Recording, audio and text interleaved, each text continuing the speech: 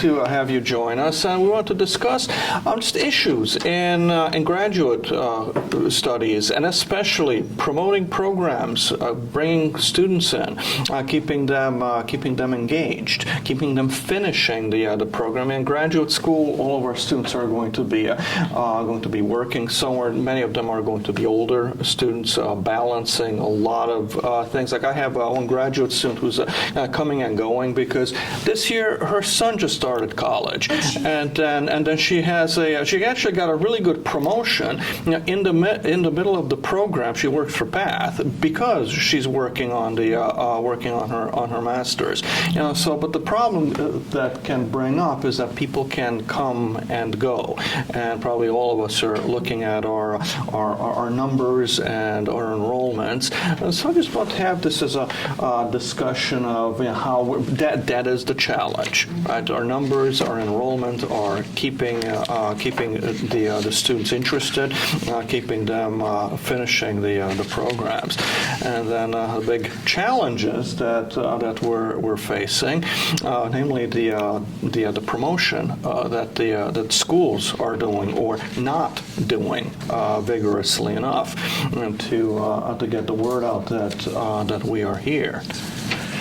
We find with our school they do more promotion for undergrad rather than grad, which is kind of odd, really, because I don't know about other schools, but our school brings in a lot of money off of the grad. They depend on the grad program more than the undergrad. I've heard other people say to me that, oh, the grad programs are cash cows. I don't know if that's true or not, but and years ago, my students used to say to me, should I go to grad school? And years ago, I used to say, no, go out, get some experience, then go to grad school, and maybe if you're working for a good company, they'll pay for some of it too. But these days, I'm finding that a lot of students it's very competitive out there, and it's changing. So maybe what you learn in undergrad is kind of a good foundation, but because I teach in the grad program, and there's, we had the social media class, and you constantly have to update it every year. So now when they ask me, we put in, which Barnett can talk about, we put in a 5-year program, which we came to this conference about 10 years ago, and somebody told us about that they had it at their school, and it's been working out pretty well. So if we have very good students, we always had an opening, they could take 4 classes in other subjects. We called it the outside concentration. So we use the outside concentration now as the first classes for grad school that you can take grad programs in senior year. So it gets them started, So I think, if they do follow it right, they only have to add on a year before. Right, just one extra year. So, another year, and then they have a grad degree. And that, I think, makes you more competitive in the marketplace these days. So, in the old days, like I said, I went back for my grad degree. I went undergrad. I worked almost 10 years, and then I went back for grad. But I think today, it's probably, especially if there's a 5-year program, it's worthwhile for students to go to grad school. I agree. What has been your experience? Okay, first I just want to thank Dr. Donovan for putting this panel together. When he first reached out, I was immediately said yes, because I have been the graduate coordinator for a long time, many years. I don't even count the exact number, more than 10 years. All right, so I'm definitely passionate about the graduate program. At the same time, I do realize there are a number of challenges. So I do want to take this advantage, of this opportunity to promote our program. All right, so a little bit about the history of the graduate program, in particular in master program in communication study at Kean. Our graduate program was established around 2003, so about 20 years ago. So initially, when the program was first established, we had a focus on organizational communication.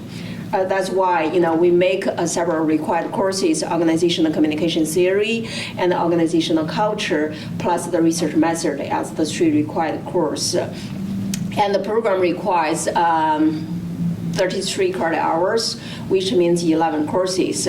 So pretty much if students are full-time, they are able to finish in 3 semesters or in 2 years. In recent years, we did try to expand the program. That's why we can't just like add some new courses, in particular some new courses in like public relations and also the courses in media, because I have to see that students are becoming increasingly interested in media and technology. And so this is definitely an area we're going to continue to explore. Yes, I think as many programs in the country, we are also facing the challenge of recruiting more students because, from the administration's perspective, they look at the number. From our perspective, we want to balance the enrollment number and also the quality of the program. Sure. I think for us, our programs in particular, it seems like the demographics of our program are primarily limited in the tri-state area, so we got a lot of local students.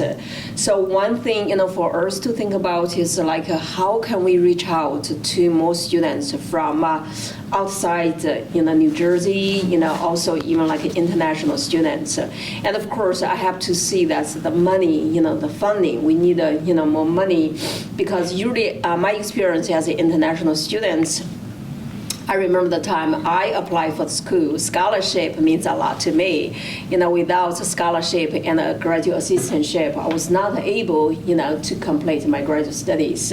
So this is something maybe, at the program level, we are not able to resolve, but the higher up, we do want to request more funding.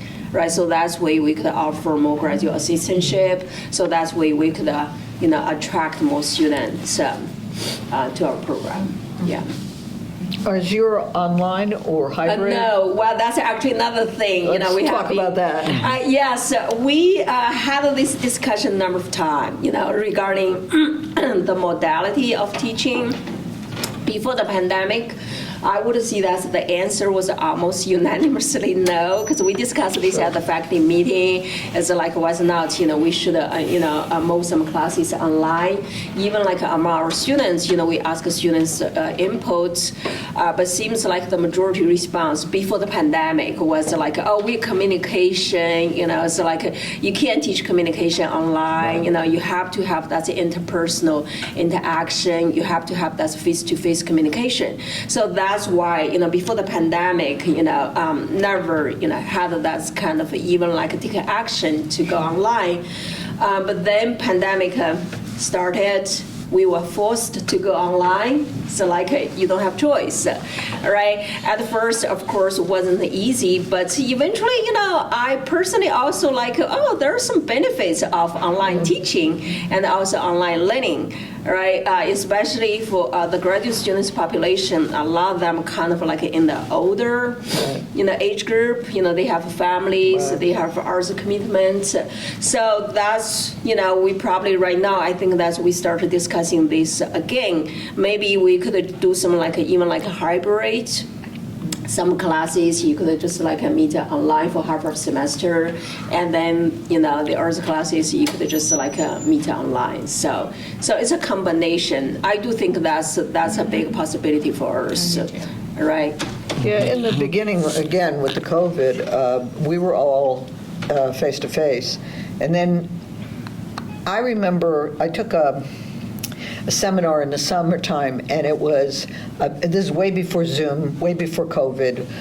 People were starting to talk about online courses, and I had been positive until I took this other course, this workshop, and by the end of it I was negative because basically what they were teaching was asynchronous, where somebody puts up a homework or something. You never really see the students, and I really hated it, and I could see how you could manipulate it. However, so the COVID hit, we go online, we go to Zoom, and the grad students who actually had said to us early, and I'm sure Barnett can address this, but the grad students I was teaching, at first they said we came here because it was face-to-face. I think Seton Hall had it all online, and they said, no, we want to be face-to-face.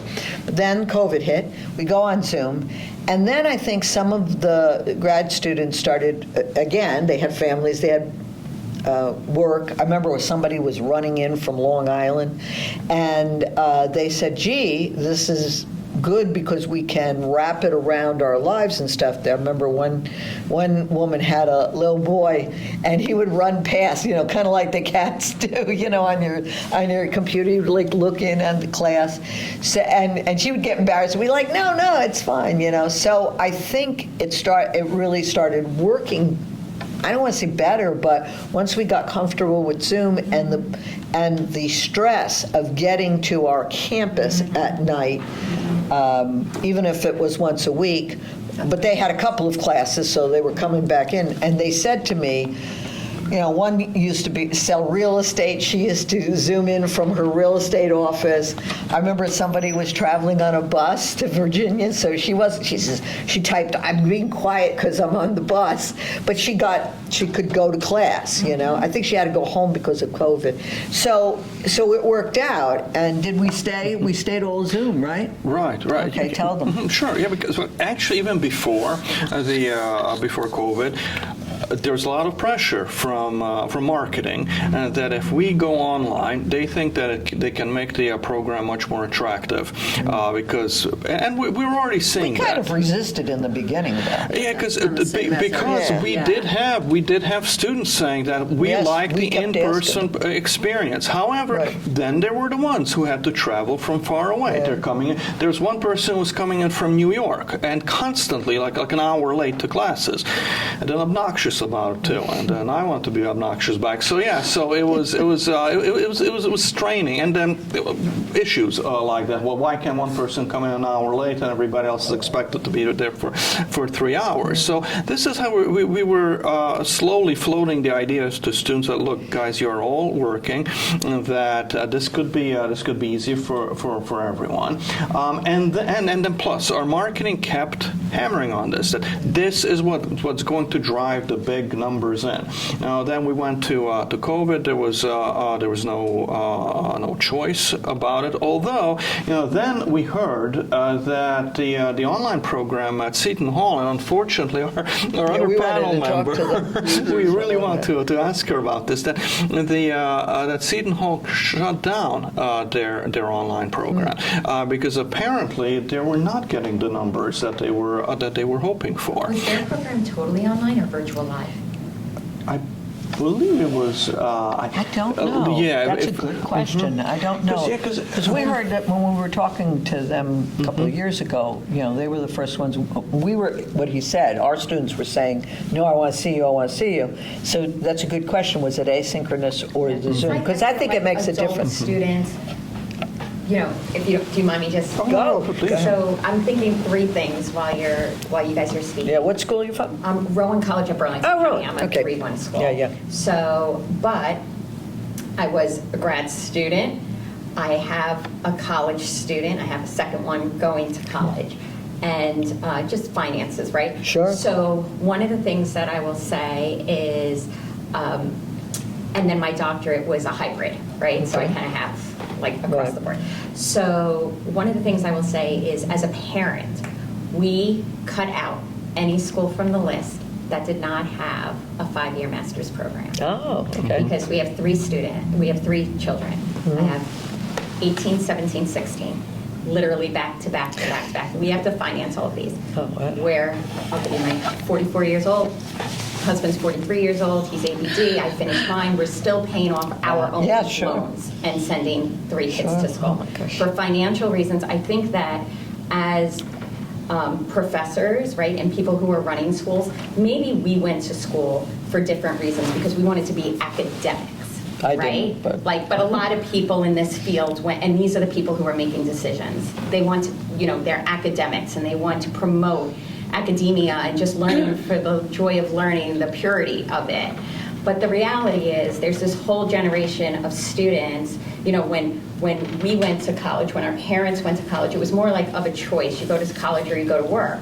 But this generation of students can't even get the interview without the piece of paper. Most Right. of them are not even working Right. in the field that their piece of paper is in. So it is a means to an end, not I want to be this great Right. academic. So I know my children, and the first one who went was that.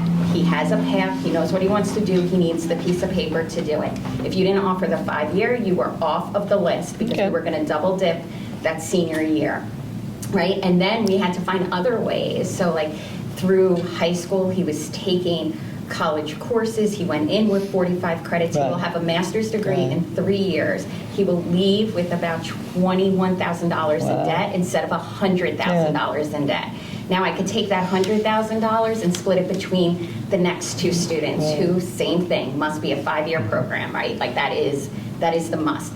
So I think when it comes to like practicality, we sometimes forget that it's not necessarily the 19-year-old who's making all of the decisions. It's the people who are writing the check, which is their parents many, many times, or at right. least helping with writing that check because school is so expensive, right? So that's like the first thing that I was thinking. The second thing I was thinking was, I like virtual lives personally. I think it's, it gives us that, but it allows us to have families. Bill and I went to graduate school together. We were in graduate school 17, 18 years ago. And, options weren't, online wasn't a thing. So I was working, and then I was going to alternate route, I was teaching in the morning, alternate route classes after school, then graduate school at night. I had a baby at home, I was 9 months pregnant going to classes. It was exhausting. If you ask me what I got out of my graduate experience, I don't even remember it. So how useful was it, right? So I didn't learn again until You met me. I met you, right? But I didn't learn again until that doctorate degree when my life like kind of calmed down a little bit. So I think when we give people an environment where they can actually take a breath and and I think that goes back to like a whole social thing, right? Even like you can almost think of it like maternity leave. Like we throw people back into the office, we don't let them take a breath. Why not? Like that's a cultural thing that we're not good at. I agree with Erica what she's saying. I think years ago when I got my master's in communication at Seton Hall, I was in the first class that offered the MA. I was recruited in that class. And it was wonderful. It was I went there undergrad, so it was a continuation of, a lot of the professors and whatnot. But then I got the MA and I was single, not married, didn't have kids, working in the city, doing my own thing. I kind of just didn't have a schedule I had to keep. Plus I lived with my parents still in South Orange where Seton Hall is. That's where I grew up. Fast forward 12 years, I got married in that time. I had 2 kids like you that were babies, and I went back to get my MBA at Monmouth. So the second time around was a different field. The second time was what you just said. So the second time was because I felt as a PR person, I needed more of a background in marketing. Sure. So when I got my first study, my first master's, it was more about the communication. But as I went on in my career for 12, 15 years, I'm like, oof, I really need to know more about marketing. So that's why I went back to school. Kids were still in the crib.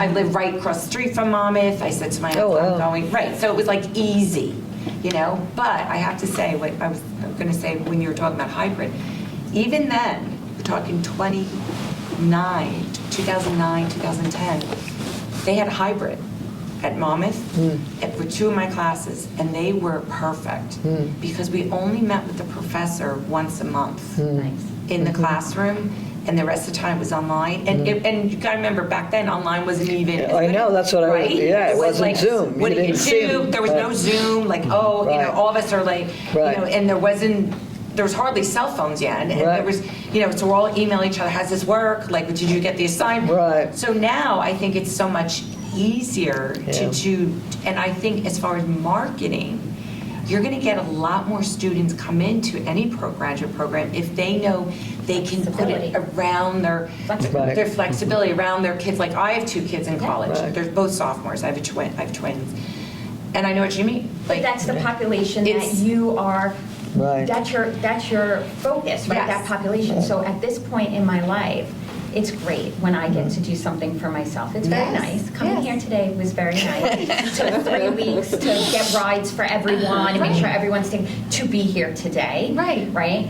And so it's not about me once I have children. It's about my children and their education. And mine has to fit in. And if Well, it doesn't fit this in, is my son, and he went through graduate school in St. Peter's for data science.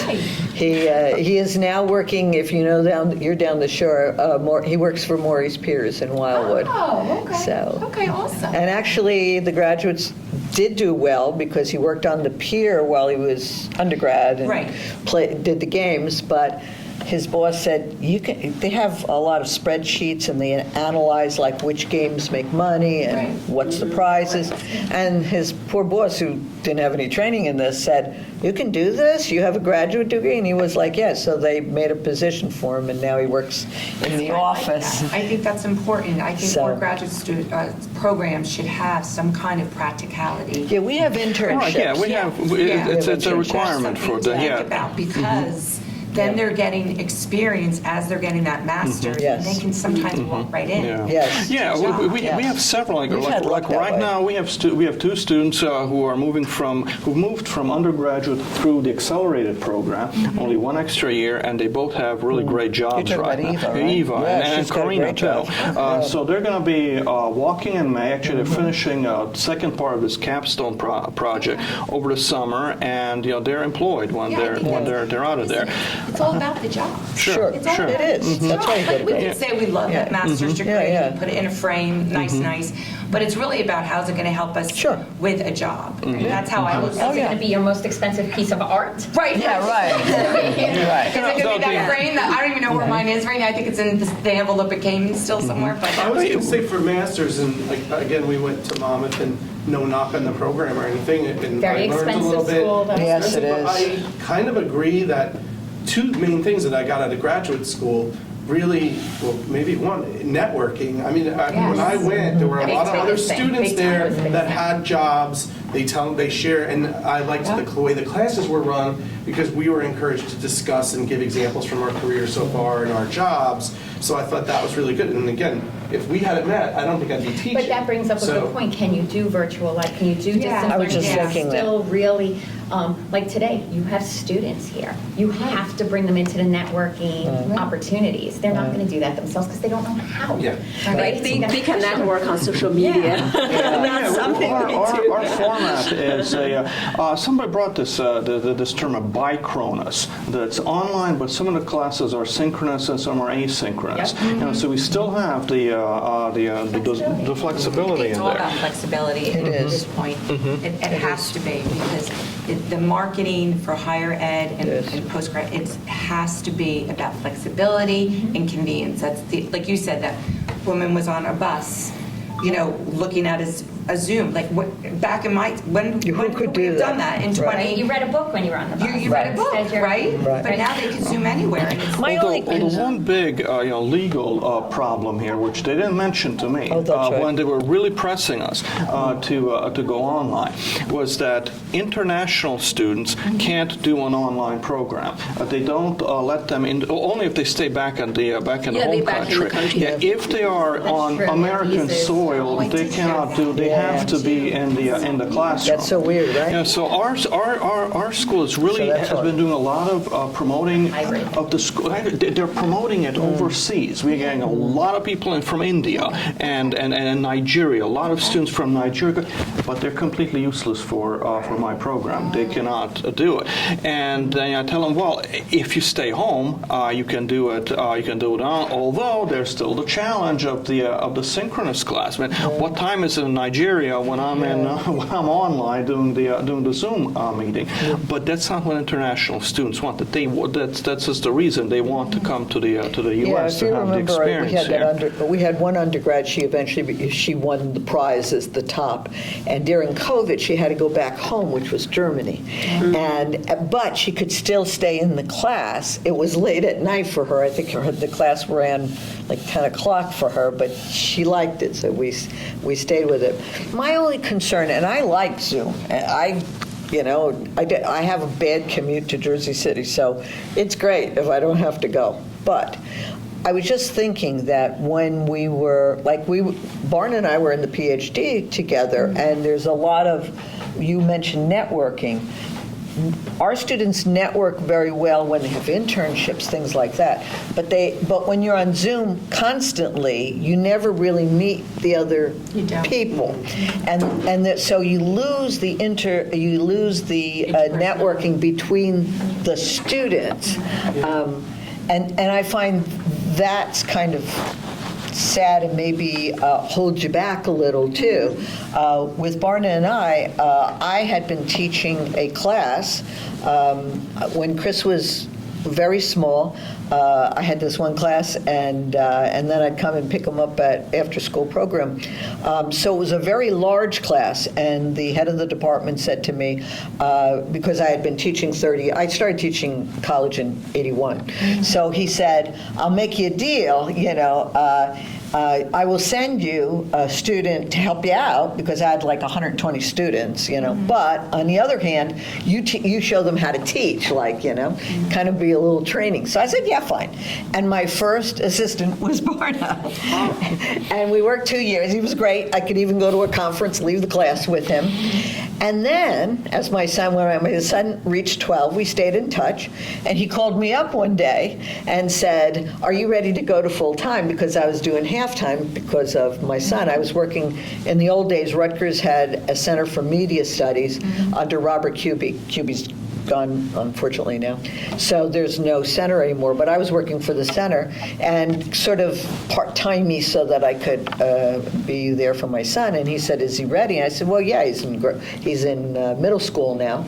So he hired me. So it really does help to interrelate with the other people who are in your program too. And that I think is kind of sad. I have a follow-up question to that, and I get asked this wouldn't by a lot of our students. The students are ready to graduate, and they're thinking about grad school. And me personally, it was just the way things happened. It wasn't really a decision.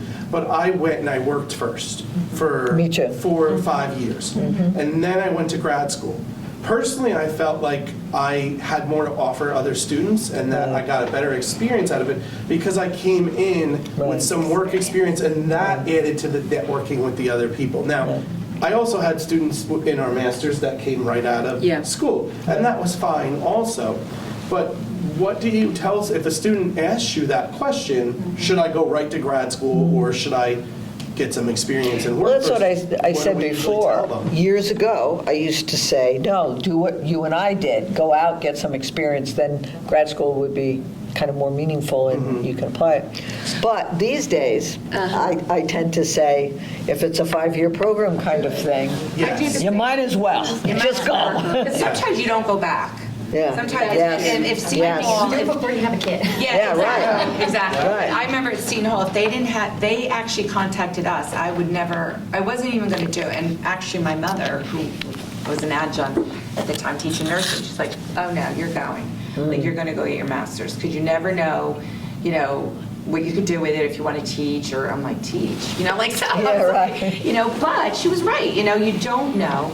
But I also have to say, you were saying it before, maybe you did, about how some companies actually help pay for it. Yes. And that's Some what I companies had will. for my MA. I didn't Yes. have to pay for 2/3 of it. Yeah.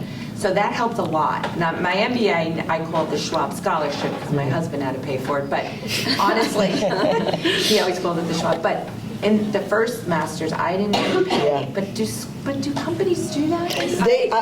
A few of our students have they had do. that But happen. it's very Okay. little. It's It's not very, like what it's we not like. did. You have to get A's too. You have to get, you You have to have a good yeah. grade. So Yeah. if somebody's getting a Yeah. poor grade, then they kind of come So to you if they're big. not paying, then I think we need to consider making it so the student, it is more appealing. And I think the appeal to a lot of students, and I'm talking for students, but you two are students, and Riley's a graduate student in our program. I mean, you, correct me if I'm wrong, like the flexibility, or what's important to you, Riley?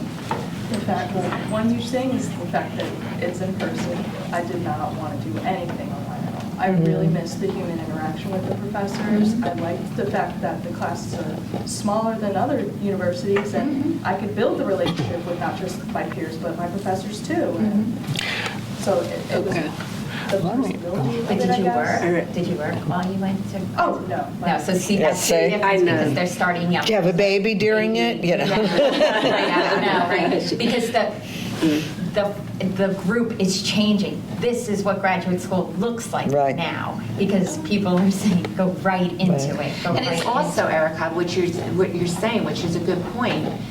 Grad school used to be only at night. Yes. Like now you have Yes. a lot of daytime. Like I went at night to 10 I did o'clock too. at night after I working did all too. day and commuting on the train. I used to be like sleeping in the back during lectures, you know. But Sure, with us too, with the synchronous classes during the evening, but. Yeah. You're gonna say? Yeah, I know. It's like, oh, interesting to hear all those viewpoints. I just want to first respond to Bill's question.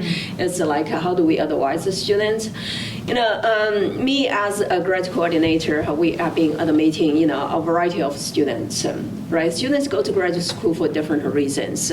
Some might see that, okay, we have non-traditional students who have been working in the field for many years, and they realize, okay, I want to get an advanced degree to further my career development. So therefore, I decide to return to graduate school, right? And then we also have students who go strictly, from once they got the BA, then they move up to the graduate school, right? Because some students told me that, oh, I just love school, I just want to continue, to my education. And some even see that, oh, I love Kean. All right, so make sure you got this point, okay? Yeah. That's true, though. If they like the school, we they'll love stay. the university, so therefore, I want to stay here to continue Sure. my graduate studies. And then there could be other people, they just like the financial reason. All right, they just got their employers, or they got just grant, or some kind of financial aid to pay for their education. So therefore, they would just continue pursuing the graduate education. But of course, you could argue the other way they don't have money, so therefore they decide, just to go work and support themselves financially first.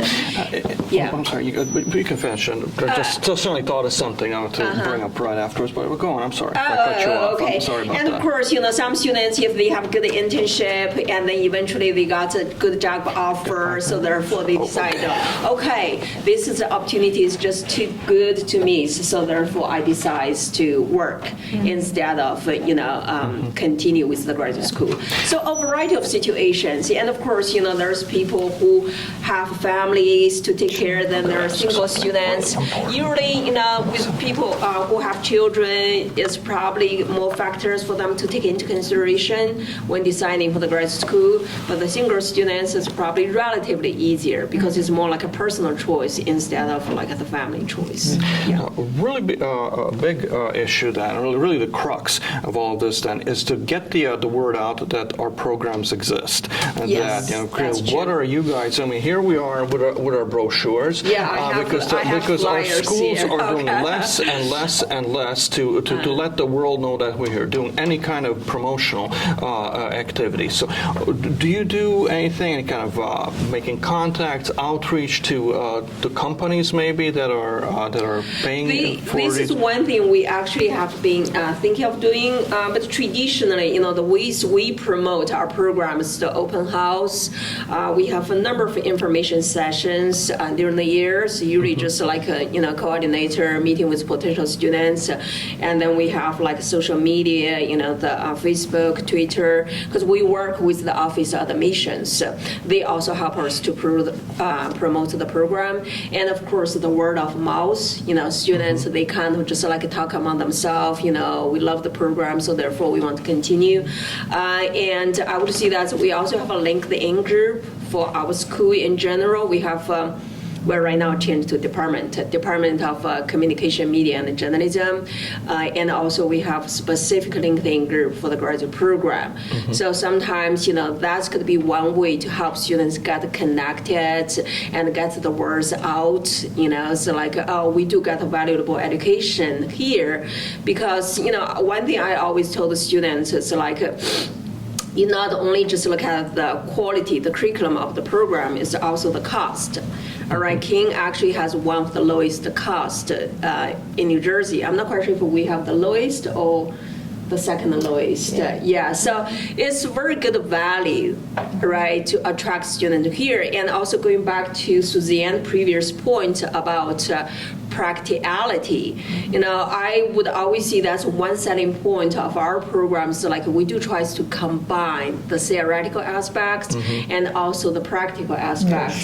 That's why we have the required course, help students to build a solid foundation in the communication discipline, because you can get a master's degree in communication. We want people to know, when they get a degree, what's this communication, what's the discipline about.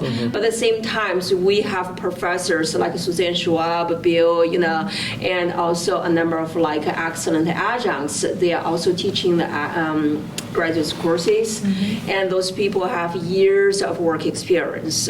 So definitely they bring, this kind of like a practical perspective into the classroom.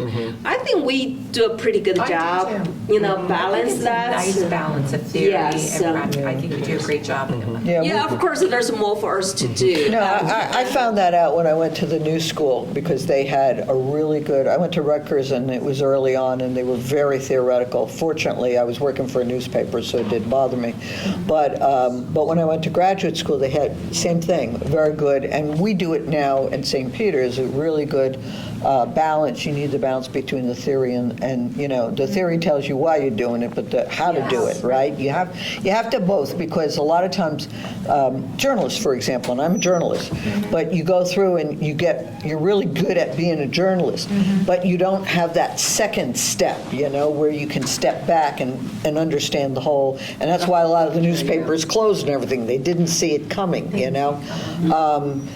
Our problem, though, in St. Peter's is just getting the word out. You have a very large school here, so maybe you can draw from your undergrad. Our undergrad program is small, and the college is small, too.